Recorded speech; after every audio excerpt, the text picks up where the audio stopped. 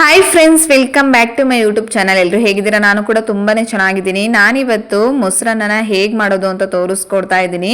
ನಾನು ಹೇಳೋ ಈ ಥರ ನೀವು ಒಂದ್ಸಲ ಟ್ರೈ ಮಾಡಿದ್ರೆ ದೇವಸ್ಥಾನದಲ್ಲಿ ಪ್ರಸಾದ ರೂಪದಲ್ಲಿ ಕೊಡೋ ಅಂಥ ಮೊಸರನ್ನ ಟೇಸ್ಟೇ ಇರುತ್ತೆ. ತುಂಬ ಸೂಪರ್ ಆಗಿರುತ್ತೆ. ಅದರಲ್ಲೂ ಈಗಂತೂ ಸಿಕ್ಕಾಪಟ್ಟೆ ಬಿಸಿಲಿದೆ. ತಂಪಾಗಿ ಏನಾದರೂ ಕುಡಿಬೇಕು ತಿನ್ನಬೇಕು ಅಂತ ಅನಿಸ್ತಾ ಇರುತ್ತೆ. ಆ ಟೈಮಲ್ಲಿ ಈ ಥರ ಒಂದ್ಸಲ ಮೊಸರನ್ನ ಟ್ರೈ ಮಾಡಿ. ತುಂಬ ಸೂಪರಾಗಿರುತ್ತೆ. ಈಸಿಯಾಗೆ ಮಾಡ್ಕೋಬೋದು. ಅನ್ನವನ್ನು ಮಾಡಿಟ್ಕೊಂಡ್ರೆ ಸಾಕು, ಒಂದು 2 ನಿಮಿಷದಲ್ಲೇ ಮೊಸರನ್ನ ರೆಡಿ ಆಗಿಬಿಡುತ್ತೆ. ಟೇಸ್ಟ್ ಕೂಡ ಅಷ್ಟೇ ಚೆನ್ನಾಗಿರುತ್ತೆ. ನಾವು ದೇವಸ್ಥಾನದಲ್ಲಿ ತಿಂತಾ ಇದ್ದೀವಿ ಅನ್ನೋ ಅಷ್ಟು ಫೀಲ್ ಆಗುತ್ತೆ. ಅಷ್ಟು ಚೆನ್ನಾಗಿರುತ್ತೆ. ಬನ್ನಿ ಹೇಗೆ ಮಾಡೋದು, ಏನೆಲ್ಲ ಬೇಕು ಅಂತ ತೋರಿಸ್ಕೊಡ್ತೀನಿ. ತುಂಬ ಸಿಂಪಲ್ ಆಗಿದೆ. ಫಸ್ಟಿಗೆ ನಾನು ಒಂದು ಕುಕ್ಕರ್ ತಗೊಂಡು ಅದಕ್ಕೆ 1 ಲೋಟ ಅಕ್ಕಿಗೆ ನಾನು 2.5 ಲೋಟದಷ್ಟು ನೀರು ಹಾಕೊಂಡು ಅದನ್ನು ಚೆನ್ನಾಗಿ ಬೇಯಿಸ್ಕೊಂಡಿದ್ದೀನಿ. ನಾವು ಮೊಸರನ್ನ ಮಾಡಬೇಕಿದ್ರೆ ಅನ್ನ ಸ್ವಲ್ಪ ಚೆನ್ನಾಗಿ ಬೆಣ್ಣೆ ಥರ ಬೆಂದಿರಬೇಕಾಗುತ್ತೆ. ನಾವು ಮಾಮೂಲಿ ರೈಸ್ ಮಾಡ್ತೀವಿ ಅಲ್ವಾ, ಅದಕ್ಕಿಂತ ಸ್ವಲ್ಪ ಚೆನ್ನಾಗಿ ಬೆಂದಿರಬೇಕಾಗುತ್ತೆ.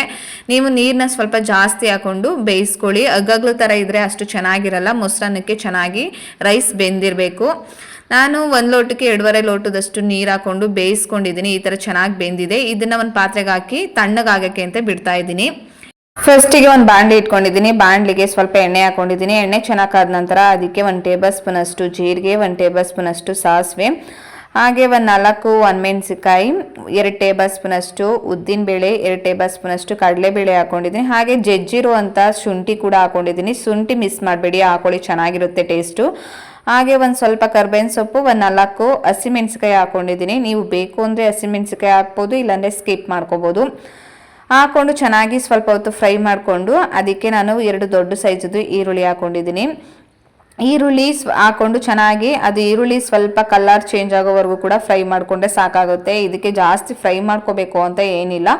ಸ್ವಲ್ಪ ಈರುಳ್ಳಿ ಕಲರ್ ಚೇಂಜ್ ಆಗೋವರೆಗೂ ಕೂಡ ಫ್ರೈ ಮಾಡಿಕೊಂಡು ಅದಕ್ಕೆ ರುಚಿಗೆ ತಕ್ಕಷ್ಟು ಉಪ್ಪು ಹಾಕೊಳ್ತಾ ಇದ್ದೀನಿ. ನಾನು ಅನ್ನ ಮಾಡಬೇಕಿದ್ರು ಕೂಡ ಅನ್ನಕ್ಕೆ ನಾನು ಉಪ್ಪು ಹಾಕೊಂಡಿದ್ದೆ, ಅದಕ್ಕೆ ಇಲ್ಲಿ ಒಂದು ಸ್ವಲ್ಪನೇ ಹಾಕೊಂಡಿದ್ದೀನಿ. ನೀವು ರುಚಿಗೆ ತಕ್ಕಷ್ಟು ನಿಮಗೆ ಎಷ್ಟು ಬೇಕೋ ಅಷ್ಟು ನೋಡ್ಕೊಂಡು ಹಾಕೊಳ್ಳಿ.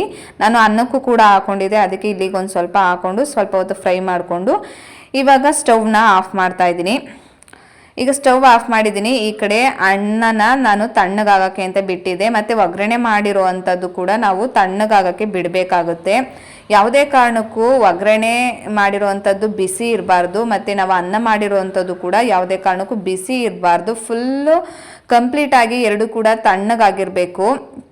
ಕಂಪ್ಲೀಟಾಗಿ ತಣ್ಣಗಾದ್ಮೇಲೆ ನಾವು ರೈಸ್ನ ನಾವು ಒಗ್ಗರಣೆ ಮಾಡಿ ಇಟ್ಕೊಂಡಿದ್ದೋಲ್ವಾ, ಆ ಪಾತ್ರೆಗೆ ನಾನು ಹಾಕೊಳ್ತಾ ಇದ್ದೀನಿ. ಯಾಕೆ ಅಂತ ಹೇಳಿದ್ರೆ ನಾವು ಈ ಥರ ತಣ್ಣಗಾದ್ಮೇಲೆ ನಾವು ಮಿಕ್ಸ್ ಮಾಡ್ಕೊಳ್ಳೋದ್ರಿಂದ ನೀವು ಸಂಜೆವರೆಗೂ ಇಟ್ಟರು ಕೂಡ ಮೊಸರನ್ನ ಹುಳಿ ಬರಲ್ಲ. ಇಲ್ಲಾಂದರೆ ನೀವು ಮಾಡಿದ್ದು ಸ್ವಲ್ಪ ಹೊತ್ತಿಗೆ ಹುಳಿ ಬಂದುಬಿಡುತ್ತೆ. ಅದಕ್ಕೋಸ್ಕರ ಫುಲ್ಲು ಕಂಪ್ಲೀಟಾಗಿ ತಣ್ಣಗಾದ್ಮೇಲೆ ನೀವು ಎಲ್ಲನೂ ಕೂಡ ಸೇರಿಸ್ಕೋಬೇಕಾಗುತ್ತೆ.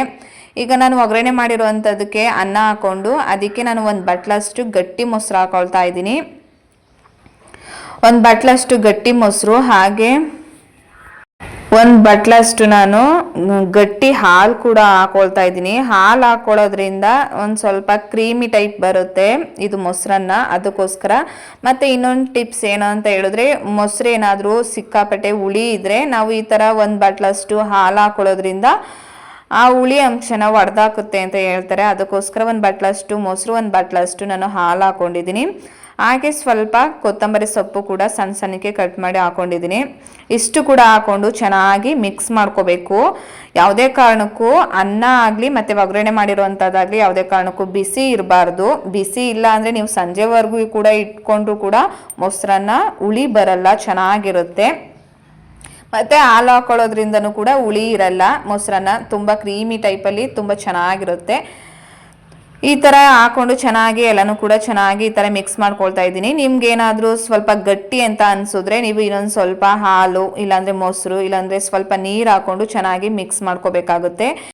ನಾನಿಲ್ಲಿ ಇನ್ನೊಂದು ಸ್ವಲ್ಪ ನೀರು ಹಾಕ್ಕೊಂಡು ಚೆನ್ನಾಗಿ ಮಿಕ್ಸ್ ಮಾಡ್ಕೊಳ್ತಾ ಇದ್ದೀವಿ. ನಾವು ಎಷ್ಟೇ ತೆಳುವಾಗಿ ಮಾಡಿದ್ರೂ ಕೂಡ ಮೊಸರನ್ನ ಗಟ್ಟಿ ಆಗ್ತಾನೆ ಇರುತ್ತೆ. ಅದಕ್ಕೋಸ್ಕರ ನೀವು ತಕ್ಷಣ ತಿನ್ನಬೇಕು ಅಂತ ಅನಿಸಿದ್ರೆ ಇಷ್ಟು ಗಟ್ಟಿ ಇದ್ದರೆ ಸಾಕಾಗುತ್ತೆ. ಇಲ್ಲ ಸ್ವಲ್ಪ ಟೈಮ್ ಆದಮೇಲೆ ತಿನ್ನಬೇಕು ಅಂತ ಅನಿಸಿದ್ರೆ ಇನ್ನೊಂದು ಸ್ವಲ್ಪ ಹಾಲು, ಮೊಸರು, ನೀರು ಹಾಕ್ಕೊಂಡು ಚೆನ್ನಾಗಿ ತೆಳ್ಳಗೆ ಕಲಿಸ್ಕೊಳ್ಳಿ. ತುಂಬ ಚೆನ್ನಾಗಿರುತ್ತೆ. ಮೊಸರನ್ನ ಗಟ್ಟಿನೂ ಇರಬಾರ್ದು, ತೆಳ್ಳಗೂ ಇರಬಾರ್ದು, ಅದಕ್ಕೆ ಈ ಥರ ಇರಬೇಕು. ತುಂಬ ಚೆನ್ನಾಗಿರುತ್ತೆ. ನೀವು ಹಾಲು ಮೊಸರು 2 ಮಿಕ್ಸ್ ಮಾಡಿ ಹಾಕ್ಕೊಂಡು ಟ್ರೈ ಮಾಡಿ ನೋಡಿ. ತುಂಬ ಕ್ರೀಮಿ ಟೈಪಲ್ಲಿ ದೇವಸ್ಥಾನದಲ್ಲಿ ಯಾವ ಥರ ಟೇಸ್ಟ್ ಇರುತ್ತೋ ಮೊಸರನ್ನ ಅದೇ ಟೇಸ್ಟ್ ಇರುತ್ತೆ. ತುಂಬ ಸೂಪರ್ ಆಗಿರುತ್ತೆ. ಮಕ್ಳಿಗೂ ಕೂಡ ತುಂಬ ಇಷ್ಟ ಆಗುತ್ತೆ. ಅದರಲ್ಲಿ ಈ ಉರಿ ಬಿಸಿಲಿಗಂತೂ ಮೊಸರನ್ನ ತುಂಬ ಚೆನ್ನಾಗಿರುತ್ತೆ.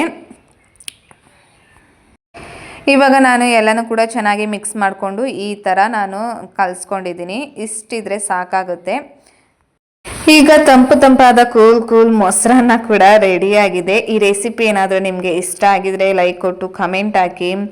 ಹಾಗೆ ನೀವು ಒಂದ್ಸಲ ಈ ವಿಧಾನದಲ್ಲಿ ಟ್ರೈ ಮಾಡಿ ಹೇಗೆ ಬಂತು ಅಂತ ನಮ್ಮ ಕಮೆಂಟ್ ಬಾಕ್ಸಲ್ಲಿ ಕಮೆಂಟ್ ಹಾಕಿ. ಮತ್ತೆ ನಾನು ನೆಕ್ಸ್ಟ್ ವಿಡಿಯೋಲಿ ಸಿಗ್ತೀನಿ. ಅಲ್ಲಿವರೆಗೂ ಟೇಕ್ ಕೇರ್. ಬಾಯ್ ಬಾಯ್.